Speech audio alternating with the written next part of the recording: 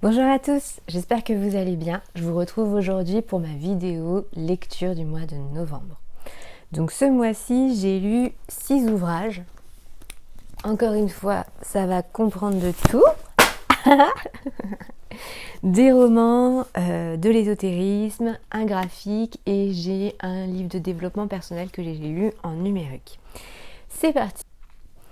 Alors, je vais commencer par le livre dont je vous avais déjà parlé fin octobre, que j'avais commencé à lire et en fait je l'ai terminé tout début novembre. Donc c'est L'année de grâce de Kim Liggett. Je vous rappelle l'histoire. C'est une société dans laquelle les jeunes filles à 16 ans, on estime qu'elles développent une espèce de pouvoir magique qui les rend dangereuses. Elles rendent les hommes fous, c'est très attractif pour les hommes, ça rend les femmes jalouses, donc on les bannit pendant une année.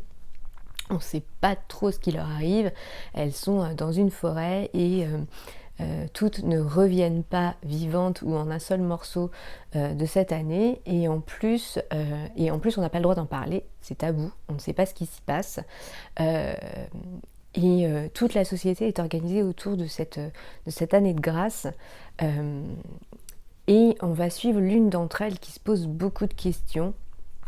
Et puis du coup, moi j'ai découvert ce qui se passait dans la forêt, parce qu'en plus elles sont toutes dans l'attente d'avoir une espèce de pouvoir magique qui va se développer. Elles comprennent pas bien, donc elles tentent des trucs, et en même temps elles sont chassées dans cette forêt, comme si elles étaient des proies. Et voilà, donc on va suivre une jeune fille, on va parler dedans de mariage arrangé forcé, de féminisme du coup à un certain endroit et de la soumission de la femme, de l'image dangereuse qu'on peut dégager et de se servir de cette dangerosité pour soumettre la femme. Voilà, c'était très intéressant, c'est extrêmement bien écrit, j'ai beaucoup aimé cette lecture, c'était vraiment une petite pépite, je vous le recommande fortement. Ensuite, j'ai lu un truc rien à voir pour changer complètement, une petite romance. J'avais énormément entendu parler de Morgane Moncomble cet été et j'avais très envie de découvrir son écriture. Alors c'est l'écriture d'une jeune femme bien contemporaine, bien actuelle, qui est vraiment bien dans ses baskets de 2024. Et j'ai lu donc Nos âmes tourmentées. Qui va parler de la réparation après des traumatismes. Et c'est une histoire d'amour entre deux personnages qui ont vécu des traumas et l'un et l'autre et qui vont du coup être extrêmement bienveillants dans leur rencontre. On sent tous les mécanismes de protection, de défense qu'ils peuvent avoir l'un envers l'autre au départ et puis de comment ces barrières vont tomber. Et de comment la réparation de ce qu'ils ont vécu va pouvoir se mettre en place ensemble. Donc c'était très très beau. J'ai été super étonnée parce que c'est une romance, donc ça devrait être hyper vide cerveau. Et en fait c'était quand même assez impactant. J'ai vécu des émotions avec ce livre, je vais pas le mentir, je crois que j'ai même pleuré. Ouais, c'était assez parlant. Alors je vais pas trop vous spoiler, mais on part du point de vue de la jeune femme qui est Azalée, qui est une jeune femme hyper contemporaine. Je crois qu'elle débarque à New York et puis en fait elle retourne dans la ville où elle a grandi et où il s'est passé plein de choses pour elle. Je vais pas aller trop là, mais elle a vécu des agressions et notamment un slut-shaming assez virulent qui l'ont fait fuir à l'époque. Et du coup, quand elle revient, elle est un peu tendue, elle est obligée de revenir. Elle est un peu sous tension et elle va apprendre au fur et à mesure à redescendre et elle va se rendre compte que elle a jamais été toute seule. Et c'est pas toujours le cas. Oui, je me souviens de la fin. La fin de Morgane Moncomble est assez douce et du coup, à mes yeux, un peu irréaliste. parce que je me suis dit, ça n'arriverait pas dans la réalité. C'est pas vrai. J'aimerais que ça se passe comme dans le livre, j'aimerais que ça ait lieu, mais ça n'est pas forcément la réalité. Mais c'est très bien pour une romance et une lecture doudou d'avoir cette fin-là. Voilà pour Nos âmes tourmentées de Morgane Moncomble. Ensuite, j'ai lu un truc qui m'a mis une claque, que j'ai adoré. Je crois que je vous en ai parlé dans mon dernier vlog. J'étais en train de le lire dans mon dernier vlog. Il s'agit de La vie invisible d'Adi Larue. Déjà, regardez-moi ce livre absolument magnifique. Donc, je ne sais pas si vous savez, mais c'est un jeu de transparence. Voilà, c'est super beau. Et donc, je vous disais, c'est donc de Vie Schwab. Je crois que c'est aux éditions Lumen. Oui. C'est une grosse pavasse. Hein. Il fait, je crois, 700 pages. Ouais, c'est ça. 700 pages. C'est une grosse pavasse, mais alors ça se dévore. Donc c'est l'histoire de Adi Larue, je vous ai dit, on est au départ de l'histoire en 1714. C'est une jeune femme qui va être contrainte à vivre une journée qu'elle n'a pas envie de vivre par sa famille. Et elle s'enfuit. Et quand elle s'enfuit dans une forêt, il y a un truc avec la fuite de la forêt et de pas vivre une journée qu'on a envie de vivre, de pas vivre une journée à laquelle on est contrainte. Donc elle s'enfuit dans la forêt et là elle va rencontrer le diable et elle va faire un pacte avec lui où elle va avoir le droit de vivre l'éternité, mais en échange personne ne se souviendra d'elle. À chaque fois qu'elle va rencontrer quelqu'un, il n'aura aucun souvenir de qui elle est, d'elle, et elle ne pourra jamais ni prononcer ni écrire son prénom quelque part. Elle va vivre 300 ans, elle a 300 ans au moment où on la retrouve dans la lecture, et on traverse le monde et les époques avec elle. Ça va parler du côté éphémère de la vie, de l'existence, de l'individu, de ce qu'on va laisser, de ce qu'on va transmettre, de comment on s'y inscrit, et de, si on ne peut pas s'y inscrire, comment on vit sa vie. Et toute sa relation avec le diable, avec la personne qu'elle va rencontrer, sont hyper intéressantes. Tout le développement de l'histoire est fascinant. C'était très poétique et c'était très prenant en même temps. Il y avait plein de suspense. J'ai vraiment énormément adoré cette lecture. Je pourrais pas vous dire que ça va être mon coup de foudre 2024, mais en tout cas, ça a été ma pépite du mois de novembre. Pour vous dire, les 700 pages, je les ai dévorées en 5 jours. Le dernier soir, j'ai lu 300 pages d'un coup. J'arrivais pas à le lâcher. C'était vraiment très très très très bien. Si vous l'avez lu, n'hésitez pas à me faire votre retour dessus. Et si vous l'avez pas lu, n'hésitez pas à le lire et à me dire ce que vous en avez pensé. Ensuite, j'ai lu un livre en format numérique qu'on m'a envoyé qui s'appelle Le complexe de la tortue, ou comment démonter ses mécanismes d'autosabotage. C'est un livre qui va partir de l'analyse du film qui s'appelle All I Wish avec Sharon Stone, Happy Birthday en français. Elle vous recommande de regarder le film pour pouvoir lire le livre, ce que j'ai fait. Il est disponible sur YouTube. J'ai pas aimé le film, je vais pas mentir. C'est pas du tout le genre de film que je regarde, c'est pas du tout le genre de film qui m'accroche, qui me fait vibrer. J'ai pas aimé le film, hein. Et déjà, en regardant le film, il y avait des trucs où je me disais, bon, je vois les mécanismes d'autosabotage du personnage principal, je vois là où je peux m'y identifier, mais il y a tellement plein d'endroits où j'avais envie de dire à Sharon Stone, écoute chouchou, c'est pas grave, t'es différente, t'es un peu loufoque, t'es un peu excentrique, mais va là-dedans, c'est bien, c'est génial, on n'est pas obligé d'être tous pareils, sinon c'est pas intéressant. Et puis tu as le droit de communiquer mieux sur qui tu es, ce que tu veux, quels sont tes besoins.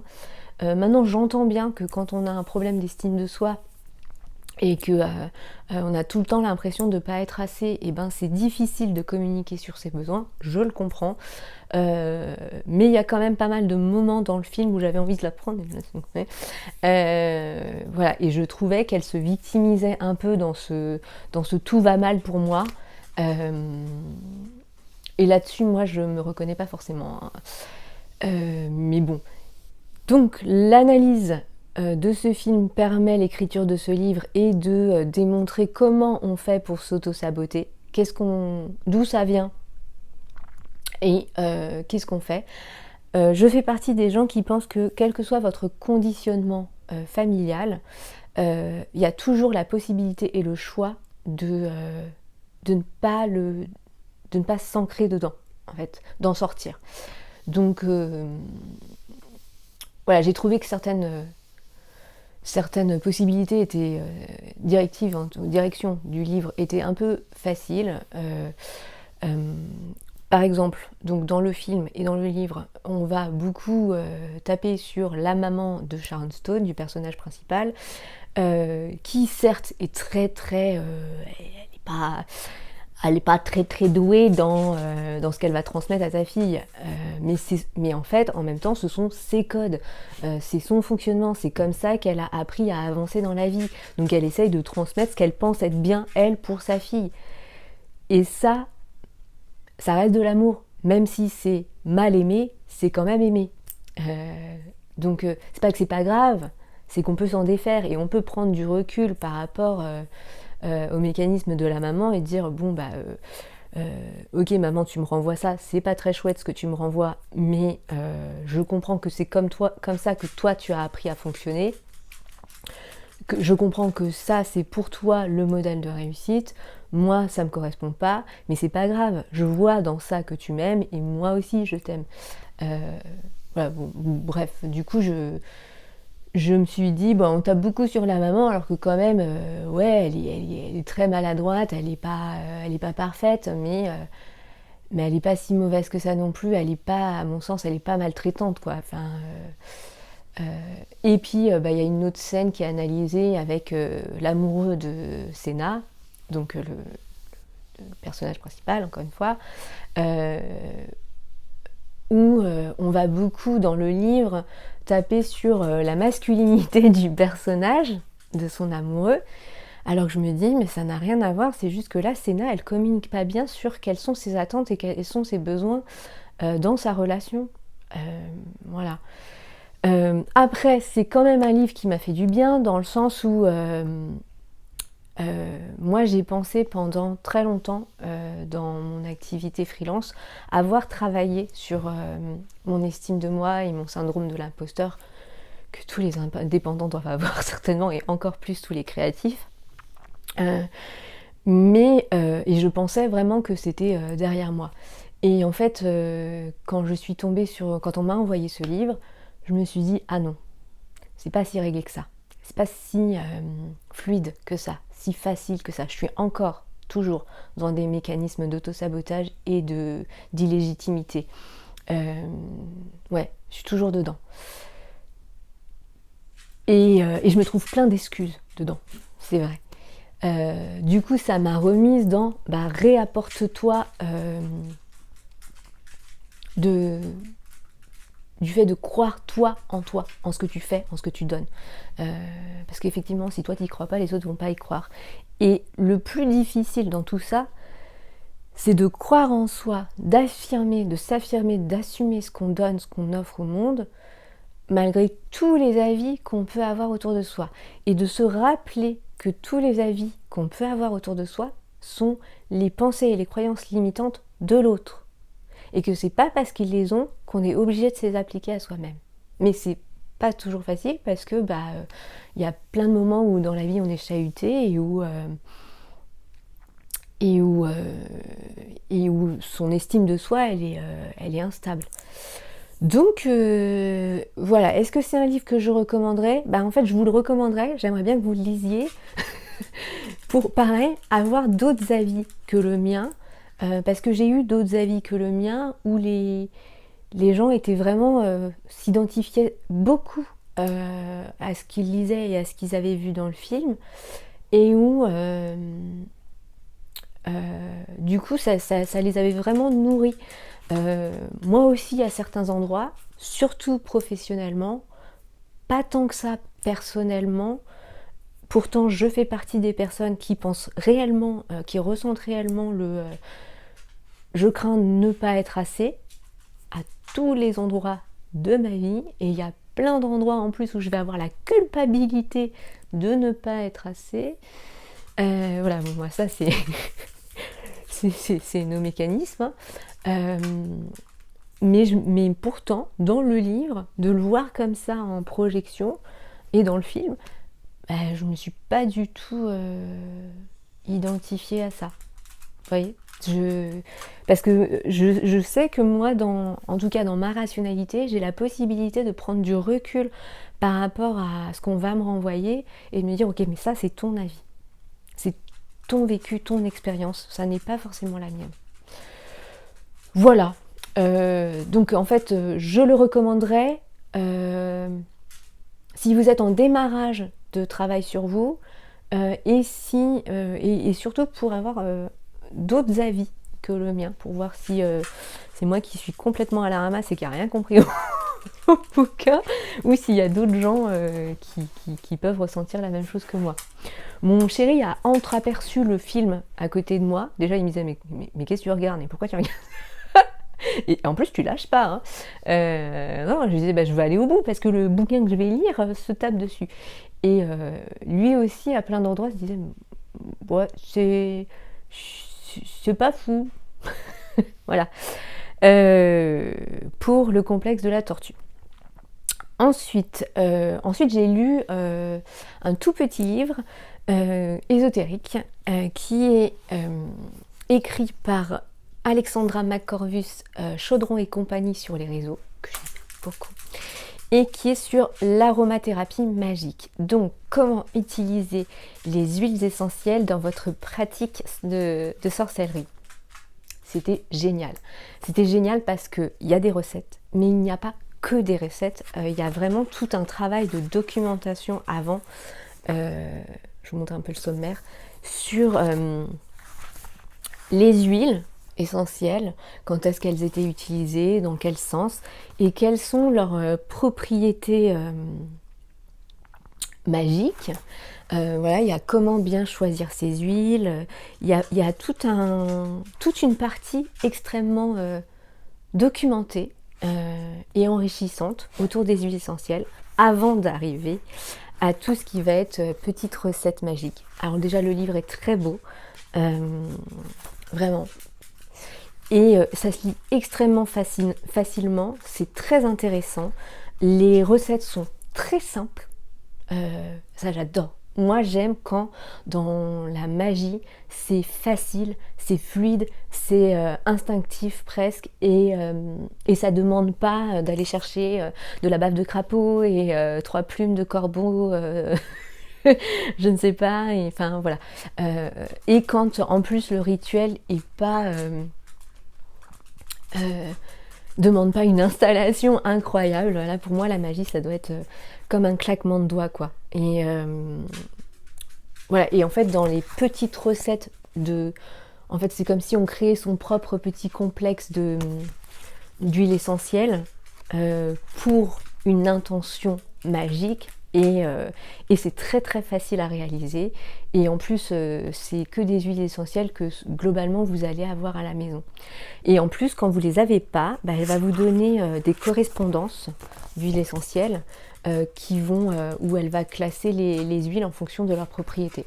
Donc c'était très très chouette, c'est tout court, c'est tout petit, ça se lit très vite.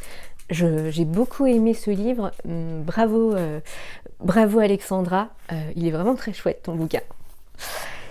Et ensuite, j'ai terminé avec un graphique que ma meilleure amie m'avait offert l'année dernière et que j'avais pas encore lu, que je me gardais sous le coude, qui est La gardienne de papillons de Kay O'Neill. Et Kay O'Neill, c'est je crois que c'est une jeune femme qui a j'ai peur de dire une bêtise.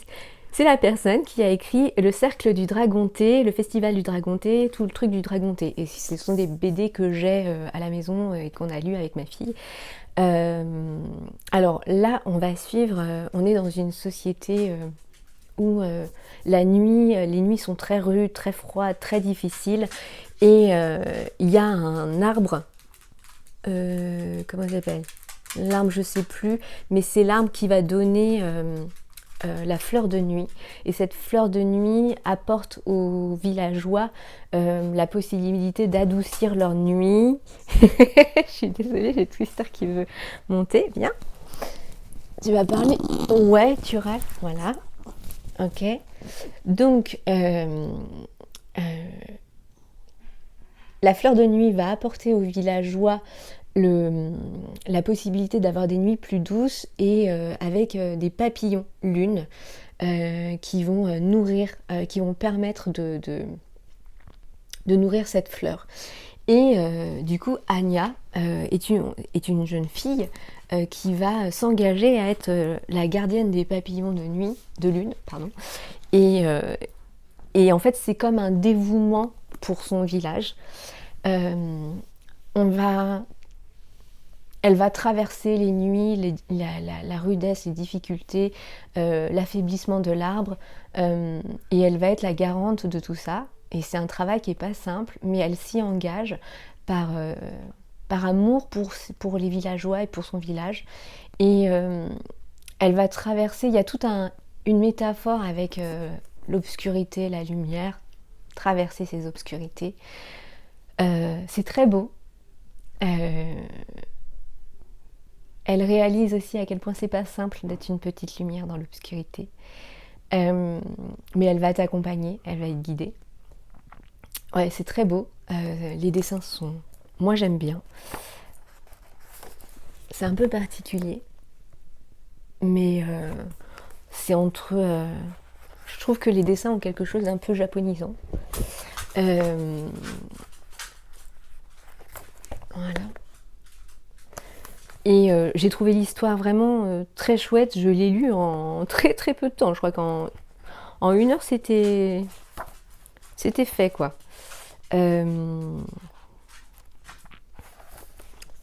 Voilà. Donc je pense que c'est une très belle lecture. C'est très poétique aussi.